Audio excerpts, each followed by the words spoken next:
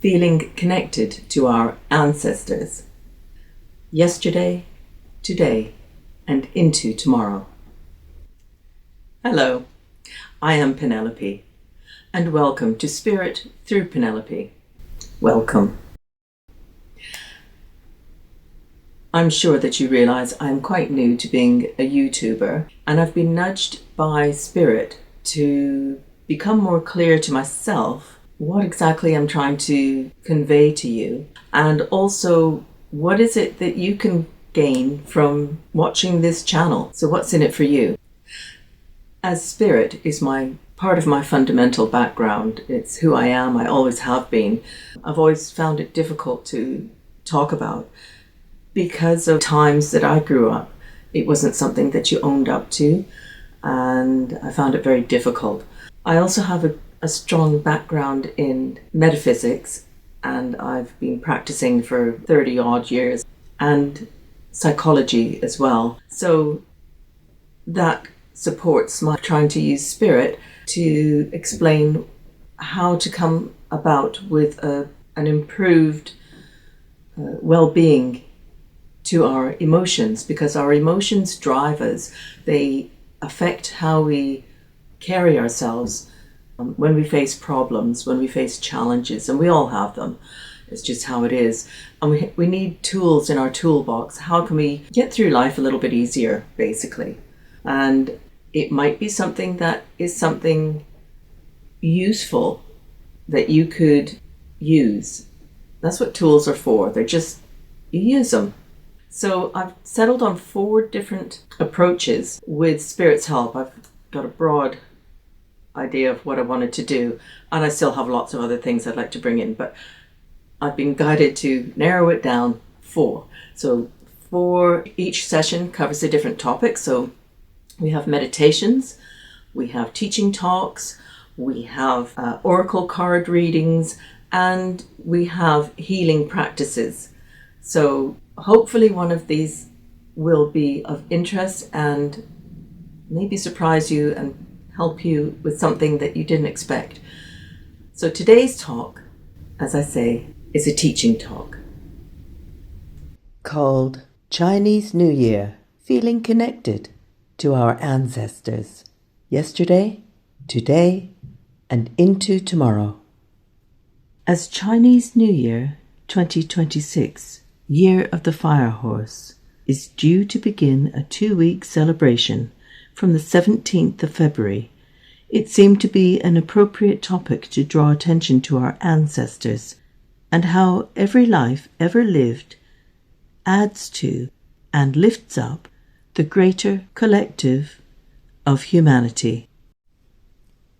Chinese New Year, also known as Spring Festival, has some 3,800 years of history behind it.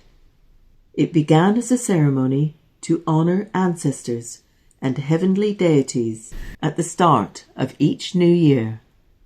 Today, Spring Festival remains one of the primary national holidays in Chinese culture and is celebrated around the globe. So how does one celebrate? In preparation of the forthcoming celebrations, a big spring clean takes place. Everyone helps to clear away any bad luck, as represented by dirt or dust, that is symbolic of making space for incoming good fortune and blessings. We need space in which we can grow. Sticks of pink cherry blossoms and green bamboo are placed around the home for health. Red lanterns are hung for happiness. During Chinese New Year, more good fortune to the family, guests, and visitors are represented by 8 tangerines displayed on a plate. The word fu, meaning good luck, happiness, blessing, and good fortune is hung upside down to be transformed into a widely recognized image of a deep spiritual significance known simply as the way or the path, and that the universal principle unites all life. It reminds us to be in harmony and balance with the natural order of the all that is, and reads Fu Dao or Fu Tao, but the Chinese recognize it simply as the Tao or Dao. The Tao points the way of our personal alignment with the universe and our spiritual enlightenment. This change of perspective seems to mirror the tarot card, the Hanged Man, and is typified by A.E. Waite of the Rider-Waite Tarot deck, where a man is seen hanging upside down from the living world tree by 1 foot. The tree's roots dive deeply into the underworld, and the upper branches support and uphold the wide heavens above. This card can be interpreted to read that each of us have free will to choose to hang from the world tree in this position, as there are no bindings to hold us in place.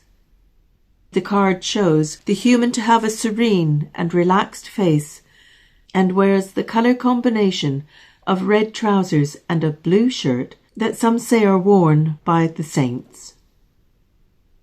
To help illustrate my next point regarding how our personal development can have wider implications, I'm using the following image designed by Freepick.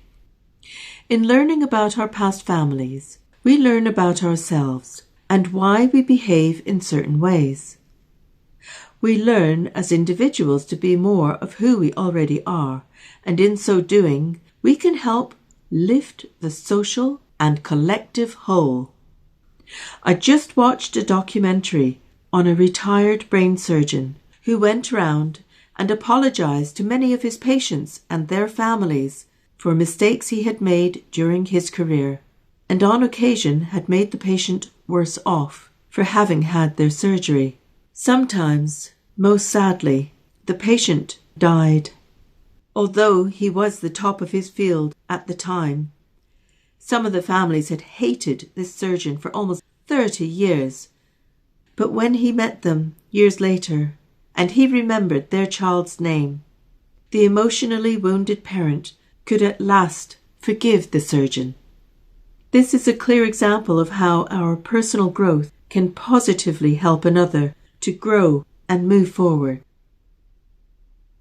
We are here today because our ancestors had offspring, and their offspring had families of their own, and so on down the line, until we arrive at each of us. This is our blood lineage, and our physical, mental, emotional, and spiritual health are affected by our forebearers and their health, influencing us from beyond the grave. We are our ancestors reborn. How many of you have already researched into who your ancestors are, only to come across family first names repeated generations later in your own name or that of your nieces and nephews of today?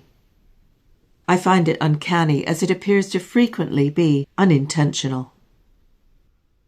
It is also important to recognize that our ancestors were real people who had traits we may wish to change within ourselves, including our possible tendency for depression, osteoarthritis, narcissism, ancestral traumas, or conversely, that we may aspire to have more of their characteristics, to include their social standing, youthful good looks, their affinity to maths and science, or having a sharp memory.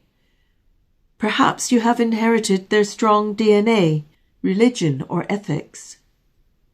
The purpose of our ancestors is to nurture the family lineage and point us in the direction of development we can solve or rectify for ourselves and those yet to come.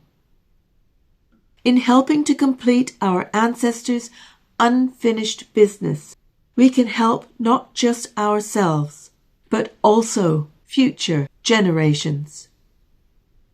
Science today reminds us that every female fetus of 5 months gestation already has within her every single egg she will ever produce, all 6 or 7 million of them, even while her own body is still developing and preparing to be birthed into her world.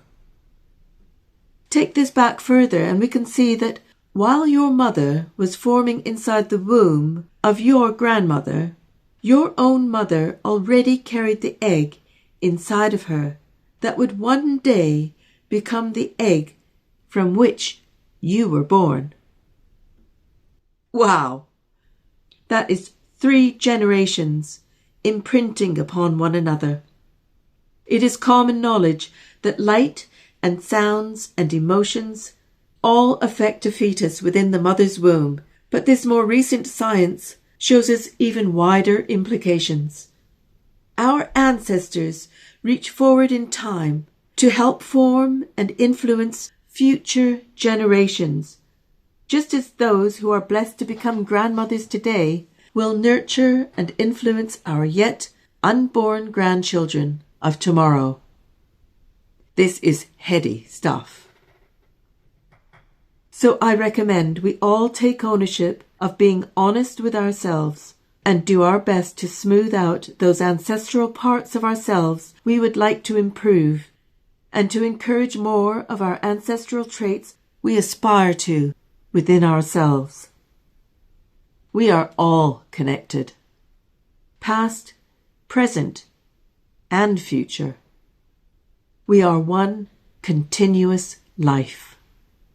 The future starts in the present.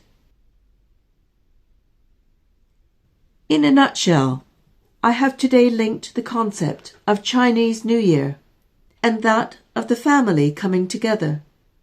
The importance for me here is the planning and preparation by all to put effort and dedication to come together and celebrate being united and whole.